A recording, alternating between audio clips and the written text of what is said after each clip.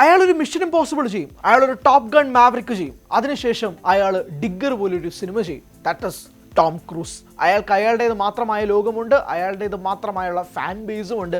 അങ്ങനെ ഡിഗ്ഗർ വരുമ്പോഴേക്കും Tom Cruise my man is coming for the Academy Awards എന്ന് പ്രഖ്യാപിക്കുന്ന രീതിയിലാണ് ടോം ക്രൂസിൻ്റെ ഡിഗ്ഗറിൻ്റെ ട്രെയിലർ പുറത്തു വരുന്നത്. ആൻഡ് ഇന്നർ ടു റെവനൻ്റ് തന്ന, ബേർഡ്മാൻ തന്ന ആ ഐക്കോണിക് ലെജൻഡറി ഡയറക്ടറിൻ്റെ ഭാഗത്തു നിന്നുമുള്ള മറ്റൊരു സിനിമയാണ് ഡിഗ്ഗർ. ഡിഗ്ഗർ സോ പ്രോമിസിങ് എന്ന് പറയാൻ കാരണം ഇതിൻ്റെ ട്രെയിലർ നിങ്ങൾ കണ്ടു നോക്കണം. ഇറ്റ് ഈസ് സോ യുണീക്ക്, വളരെ യുണീക്കായിട്ട് ഫീൽ ചെയ്യുന്ന, എന്നാൽ എന്തൊക്കെയോ വലിയ സംഭവങ്ങൾ നടക്കുന്ന ഒരു ട്രെയിലറായിട്ടാണ് ഫീൽ ചെയ്യുന്നത്. ആൻഡ് എക്സ്പെഷ്യലി ടോം ക്രൂസിൻ്റെ ലുക്ക്. ടോം ക്രൂസ് ഓരോ പടത്തിന് വേണ്ടിയിട്ടും അയാൾ ചെയ്തെടുക്കുന്ന മേക്ക് ഓവേഴ്സ്, അയാൾ ഈ പ്രായത്തിൽ എടുക്കുന്ന എഫേർട്സ് കമൻറ്റബിൾ എന്നൊക്കെ പറഞ്ഞു കഴിഞ്ഞാൽ അത് കുറഞ്ഞു പോകും. പക്ഷേ അവിടെ നിന്നുകൊണ്ട് ഹി മേക്സ് ഹിസ് മാർക്ക്. അവിടെ നിന്ന് ഇവർ രണ്ടുപേരും തമ്മിൽ ഒന്നിക്കുന്നു എന്ന് പറഞ്ഞ ആ നിമിഷം മുതൽ തന്നെ അക്കാഡമി അവാർഡ്സിലേക്ക് തന്നെയാണ് ലക്ഷ്യം എന്നുള്ള ചോദ്യങ്ങൾ അപ്പോൾ മുതൽ ഉയർന്നിരുന്നു. And digger is so promising. ആ ഒരു ആസ്പെക്റ്റിൽ പോലും എടുത്ത് നോക്കുകയാണെങ്കിൽ അക്കാഡമി അവാർഡ്സ് മാത്രമല്ല പല അവാർഡ്സും നേടിക്കൊണ്ടു പോകാൻ സാധ്യതയുള്ളൊരു സിനിമയായിട്ട് ഡിഗ്ഗറിൽ ഇപ്പോൾ തന്നെ ആളുകൾ കാണുന്നുണ്ട്, പ്രതീക്ഷ അർപ്പിക്കുകയും ചെയ്തു. ആൻഡ് ടോം ക്രൂസിനെ കാണുമ്പോഴേക്കും സത്യം പറഞ്ഞാൽ വേറെ ഏതോ മനുഷ്യനെ പോലെ ഫീൽ ചെയ്യുന്നുണ്ട്. വളരെ വയസ്സായ ഒരു വ്യക്തിയായിട്ടുള്ളൊരു ക്യാരക്ടറാണ് അദ്ദേഹം ഇതിൽ പ്ലേ ചെയ്യുന്നത്. ആൻഡ് അങ്ങനെ നോക്കുമ്പോഴേക്കും ഇതിനകത്ത് ഒരുപാട് പ്രോമിസിങ് ആയിട്ടുള്ളൊരു മൊമെൻറ്റ്സ് ഈ സിനിമയ്ക്കകത്തുണ്ടെന്ന് മനസ്സിലാവും. ട്രെയിലറിൽ തന്നെ ടോം ക്രൂസിൻ്റെ വിളയാട്ടം നമുക്ക് കാണാൻ കഴിയും. പല മൊമെൻറ്റ്സിൻ്റെയും ചെറിയ സ്നീക്ക് പിറ്റ്സ് ആൻഡ് പീസസ് ഇതിനകത്ത് ഇട്ടിട്ടുണ്ട് ട്രെയിലറിൽ.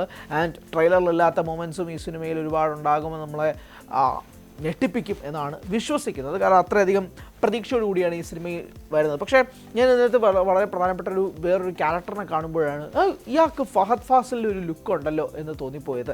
ആൻഡ് അത് വളരെ പെക്യൂലിയർ ആയൊരു ലുക്ക് ആയതുകൊണ്ട് തന്നെ നമുക്കത് തോന്നിപ്പോവും. ആൻഡ് ഇതിന് ഫഹദ് ഫാസിലായിട്ടൊരു ബന്ധമുണ്ട്. അതായത് ഞാൻ പറഞ്ഞുതരാം. ഓടും കുതിര ചാടും കുതിര എന്ന സിനിമയുടെ പ്രൊമോഷനുമായി ബന്ധപ്പെട്ട് ക്യൂ സ്റ്റുഡിയോയിൽ കൊടുത്ത ഒരു അഭിമുഖത്തിൽ ഫഹദ് ഫാസിൽ പറഞ്ഞ ഒരു വാചകമുണ്ട്. അപ്പോൾ അവിടെ ആങ്കറായി നിന്ന മനീഷ് നാരായണൻ ഫഹദിനോട് ചോദിക്കുന്ന ഒരു ചോദ്യമുണ്ട്. ഇന്നേരട്ടുവിനെ പോലൊരു ഡയറക്ടർ ഫഹദിനെ ഓഡിഷൻ ചെയ്യുകയും അതിനോട് നോ പറയുകയും ചെയ്തൊരു സാഹചര്യം ഉണ്ടായിരുന്നല്ലോ എന്ന് ചോദിച്ചപ്പോൾ ഫഹദിൻ്റെ മറുപടി യെസ്, ഇന്നേരട്ടു വിളിച്ചിരുന്നു, അങ്ങനെ ഒരു ഓഡിഷൻ നടത്തിയിരുന്നു, അവരെന്നെ റിജക്റ്റ് ചെയ്തതാണ് എന്നാണ് ഫഹദ് പറഞ്ഞത്. എന്താ ഈ റിജക്ഷൻ കൊണ്ട് ഉദ്ദേശിക്കുന്നത്? ഇന്നേരട്ടുയുടെ പുതിയ ചിത്രമായ ഡിഗ്ഗറിൽ അഭിനയിക്കാൻ വേണ്ടി ഫഹദ് ഫാസിലിന് ഒരു വേഷം കൊടുക്കാൻ ആയിരുന്നു ഇന്നേരട്ടു വിളിച്ചത്. അതിൻ്റെ ഭാഗമായിട്ട് ഓഡിഷൻ പോയി അറ്റൻഡ് ചെയ്യുകയും ചെയ്തു ഫഹദ്.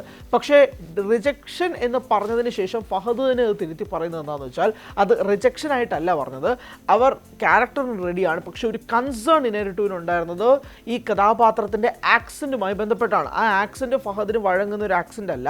അപ്പോൾ ആ ആക്സൻ്റ് പഠിക്കാൻ വേണ്ടി അവിടെ നിന്ന് 3-4 മാസം ട്രെയിനിങ് നടത്തി ഓക്കെ ആക്കാം എന്നതാണ് ഇന്നേരട്ടു കൊടുത്തിരുന്ന ഒരു കാര്യം. ഫഹദ് എന്താ ചെയ്തത്? ഫഹദ് ഇത് കേട്ട പാടെ ഫഹദ് പറയുന്നത് ഇതിൽ പേയ്മെൻ്റ് ഒന്നുമില്ല, അതുകൊണ്ട് തന്നെ 3-4 മാസം അവിടെ വെറുതെ പോയി ഇൻവെസ്റ്റ് ചെയ്ത് ആക്സൻറ്റ് പഠിക്കാൻ മാത്രം ഉള്ള ഒരു കാര്യം ഇതിൽ തോന്നിയില്ല എന്നാണ് ഫഹദ് പറയുന്നത്. ഈ ഇൻ്റർവ്യൂവിലെ ഈ പോർഷൻ അപ്പോൾ മുതൽ വൈറലായിരുന്നതാണ്.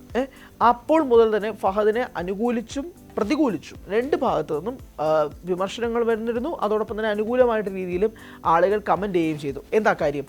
കാരണം ഇന്നേരട്ടുവിനെ പോലൊരു ഡയറക്ടറിൻ്റെ കീഴിൽ വർക്ക് ചെയ്യുക എന്ന് പറയുന്നത് ഏതൊരു ആക്ടറിൻ്റെയും ഡ്രീമാണ്, വിത്തൗട്ട് എ ഡൗട്ട്. ആ ഒരു ആക്ടേഴ്സ് ഡ്രീം ഫഹദിൻ്റെ അടുത്തേക്ക് വന്ന് നിൽക്കുമ്പോൾ, പ്രത്യേകിച്ച് ഒരു ഇന്ത്യൻ ആക്ടറോ അതൊരു മലയാളി ആക്ടറിന് അങ്ങനെ അവസരം കിട്ടുമ്പോഴേക്കും Fahadh should have use that opportunity എന്ന് പറഞ്ഞുകൊണ്ടാണ് പലരും ഫഹദിനെതിരെ വിമർശനവുമായി എത്തിയത്. കാരണം ഒരു 3-4 മാസത്തിൻ്റെ കാര്യമാണ്. ആ 3-4 മാസം ആ ആക്സൻറ്റ് പഠിച്ചെടുത്താൽ you are acting in an ഇന്നേരട്ടു ടോം ക്രൂസ് ഫിലിം. അതിനകത്തൊരു മേജർ ക്യാരക്ടർ പ്ലേ ചെയ്യാൻ പറ്റുക എന്ന് പറയുന്നത് എത്ര പേർക്ക് കിട്ടും ആ ഭാഗ്യം എന്നൊരു പ്രധാനപ്പെട്ട ചോദ്യമുണ്ട്. അതാണ് ഫഹദ് തംസ് ഡൗൺ ചെയ്ത് കൊടുത്തതെന്ന് പറഞ്ഞപ്പോൾ ആളുകൾക്ക് വളരെ ഷോക്കിംഗ് ആയിപ്പോയി. ആൻഡ് ട്രെയിലർ കാണുമ്പോഴേക്കും we can see a character who is resembling to Fahadh Faasil. അങ്ങനെ തോന്നിപ്പിക്കുന്ന ഒരു വ്യക്തിയിലേക്ക് അത് നീങ്ങുന്നു എന്ന് പറയുന്നത് ട്രെയിലറിലും കൂടെ കാണുമ്പോഴേക്കും ആ ക്യാരക്ടറിൻ്റെ ഡെപ്ത് നമുക്ക് മനസ്സിലാവും. അങ്ങനെ റോളാണോ ഫഹദ് റിജക്റ്റ് ചെയ്തതെന്നുള്ള ചോദ്യം ഇപ്പോൾ സാമൂഹിക മാധ്യമങ്ങളിൽ വളരെയധികം വൈറലായി നിൽക്കുകയാണ്. അതാണ് ഫഹദിനെ പ്രതികൂലിക്കുന്നവർ അല്ലെങ്കിൽ എതിർക്കുന്നവർ പറയുന്നൊരു വാചകം. Fahadh should have invested. ഒരു 3-4 മാസം പേയ്മെൻ്റ് ഇല്ല എന്ന് പറഞ്ഞതിൻ്റെ കാരണത്താൽ ഫഹദ് ഇത് റിജക്റ്റ് ചെയ്യേണ്ട ആവശ്യമുണ്ടായിരുന്നു. പ്രത്യേകിച്ച് ഇത്രയും റിച്ചായ സിനിമകൾ ഇത്രയും ചെയ്ത് you have a wealth in your hand. ഒരു 3-4 മാസം is all that you have to get. അതിനുശേഷം അതുമായി ബന്ധപ്പെട്ട് ചിലപ്പോൾ അവാർഡ്സ് താങ്കൾ തേടിയെത്താം, വേറെ എത്രയോ സിനിമേഴ്സിൻ്റെ ഓഫേഴ്സ് വരാം. അതെല്ലാം ഒറ്റയടിക്ക് റിജക്റ്റ് ചെയ്യുന്ന രീതിയിലേക്കല്ലേ അത് പോയത് എന്നുള്ളതാണ് ഒരു വിഭാഗം ആളുകൾ പറയുന്നത്. മറുവിഭാഗം ആളുകൾ പറയുന്നത് ഫഹദ് ഇത്രയും എക്സ്പ്ലെയിൻ ചെയ്യേണ്ട ആവശ്യം പോലും ഇല്ലായിരുന്നു. ഒരു ഓഡിഷനിൽ പോയിട്ട് റിജക്റ്റ് ചെയ്തു എന്ന് പറയാൻ ഇവിടെ എത്ര നടന്മാർക്ക് ധൈര്യമുണ്ട് എന്നതുൾപ്പെടെയുള്ള കാര്യങ്ങൾ ഫഹദ് ഫാസിലുമായി ബന്ധപ്പെട്ടും ഫഹദ് തുറന്നു പറഞ്ഞതുമായി ബന്ധപ്പെട്ടുമുള്ള അഭിപ്രായങ്ങൾ ആളുകൾ സൂചിപ്പിക്കുകയും ചെയ്തു. അത് വളരെ പ്രധാനപ്പെട്ട ഒരു ഫാക്ടറാണ്. കാരണം ഒരു ഓഡിഷന് പോയി എന്നെ റിജക്റ്റ് ചെയ്തു എന്ന് ഇവിടെ എത്ര താരങ്ങൾ പറയും? അതൊരു പ്രധാനപ്പെട്ട ചോദ്യമാണ്. പക്ഷേ അത് റിജക്ഷനേക്കാൾ ഉപരി ആക്സെൻറ്റ് പഠിച്ചെടുക്കണം എന്നുള്ളതിനും അതിനൊരു പോം വഴിയും സിനിമയുടെ അണിയർ പ്രവർത്തകർ പറഞ്ഞ സ്ഥിതിക്ക് അത് ചെയ്യാമായിരുന്നല്ലോ എന്നുള്ള ചോദ്യമാണ് പറയുന്നത്. പക്ഷേ എന്തായാലും Fahadh Faasil is too busy in working on don't trouble the trouble ഫിലിമും ബാക്കി കുറച്ചധികം പടങ്ങളും ഒക്കെ ഫഹദ് ഇവിടെ ചെയ്തുകൊണ്ടിരിക്കുകയാണ്. അതിനെയും വിമർശിച്ചുകൊണ്ട് ആളുകൾ എത്തുന്നുണ്ട്. You could have done A Hollywood film, അതും ഇത്രയും പ്രധാനപ്പെട്ട ഒരു സിനിമ, സാധാരണ ഒരു പടം പോലുമല്ല.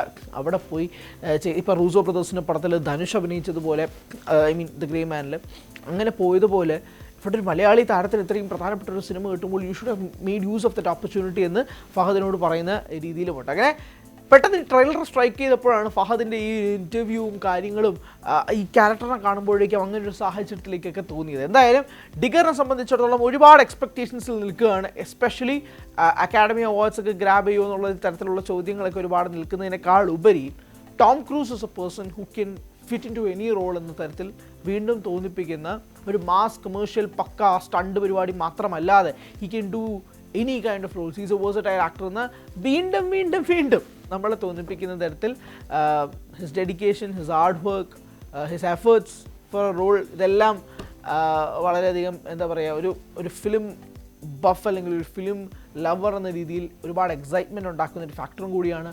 ഡിഗറിൻ്റെ ട്രെയിലർ നിങ്ങൾ കണ്ടിട്ടുണ്ടെങ്കിൽ അഭിപ്രായങ്ങൾ പറയുക.